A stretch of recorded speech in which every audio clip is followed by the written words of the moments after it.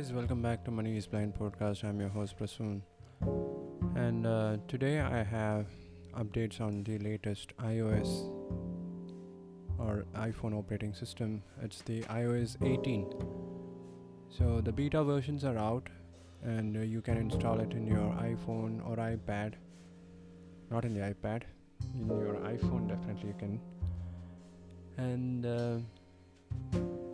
I have news for you. There are improvements, but if you don't have another device, don't even think about installing it, because voiceover doesn't work good.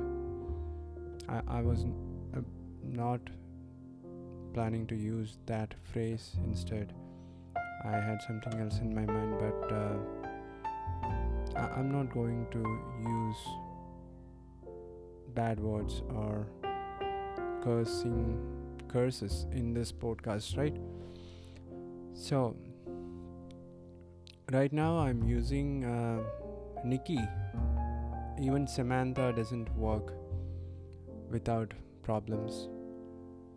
Any voiceover voices that are more than 5 MB, 5 megabytes doesn't seem to work properly with this iOS 18 beta version. I had the same problem with the iOS 17 beta version, and I somehow managed to deal with my iPhone for the last for almost 2-3 months last year, and now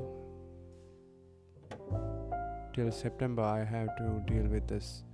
I don't have another iPhone, and I am planning to upgrade to iPhone 16 because the AI features doesn't work on any other devices which are lower than iPhone 15 Pro.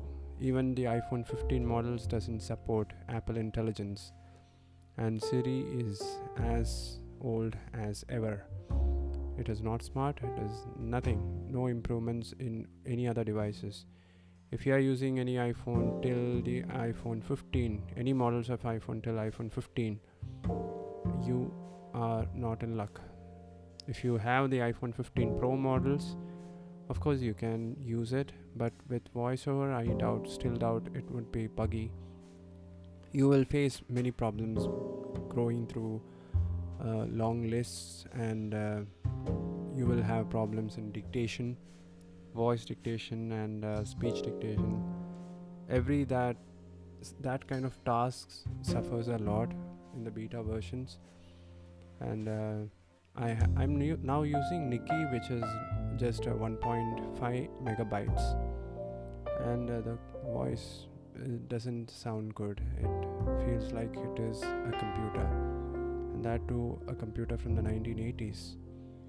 I don't like it, but I have to deal with it because I don't have another iPhone, and I will be dealing with it for the next 3 months because I wanted to talk about new features.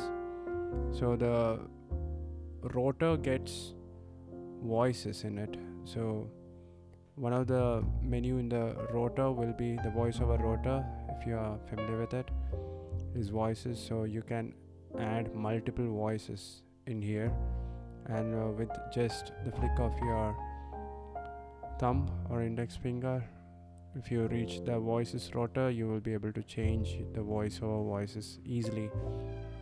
That also works, but it is kind of buggy in the beta versions, and I hope it will be fixed in the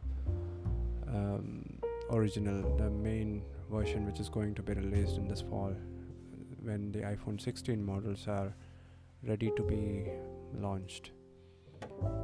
Apart from that, there is this thing which is called live recognition.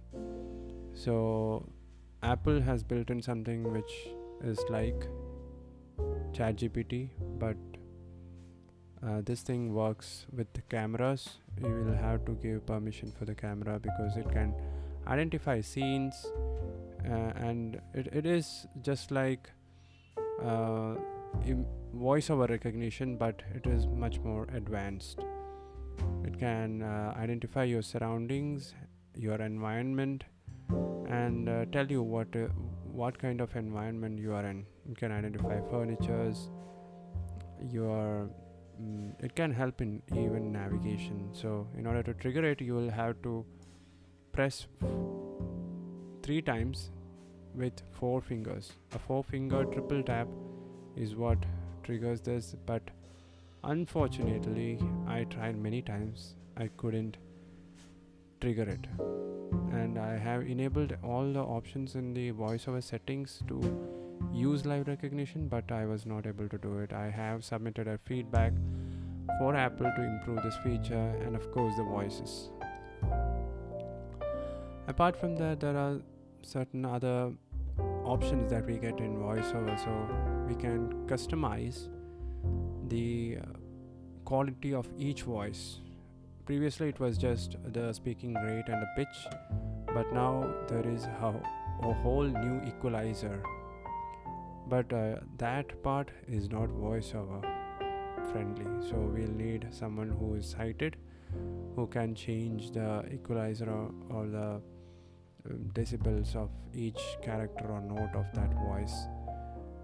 It is kind of ironical, but that is how Apple has built it. And another feature is we can customize the delay when we touch the screen, and the response time that can be customized. You can set from anywhere between 0 and by default it is 0 seconds. You can go up to 1 or 3, 4, 5 seconds. That is a new feature. Another feature is the navigation style. It remains the same. Braille display has some new features in it. As I am not a Braille person, I didn't use it. I have been working out a way to use a voice with the beta version, and that's how I spent the last 2 days, because I updated on Saturday, and it has been difficult the last 48 hours dealing with voiceover, because without voiceover this piece of box, this iPhone, is completely useless for me. So now I am able to use it. Even Samantha, the default voice that I use for that I've been using for several years, it kind of hangs up randomly and stops talking, and I have to turn voiceover off and on, toggle this again and again by triple clicking the home button, the Siri button. Siri, I was expecting many changes, but nope, there aren't any. So I guess I'll have to update, and I guess there will be many users will be upgrading to the iPhone 16 models, because the base version iPhone 16 will be using the chip from the iPhone 15 Pro models, and the iPhone 15 Pro models also will be getting Apple Intelligence. And if you have a MacBook or an iPad which runs with the Apple Silicon, the Apple M1 Silicon, you will be able to test it out. So the latest version of macOS is now called Sequoia. That's the name of an investment company, a big one, and it is a funny one. I don't like that name much, but we have to deal with it for the next couple of years. So I'll be testing out these features.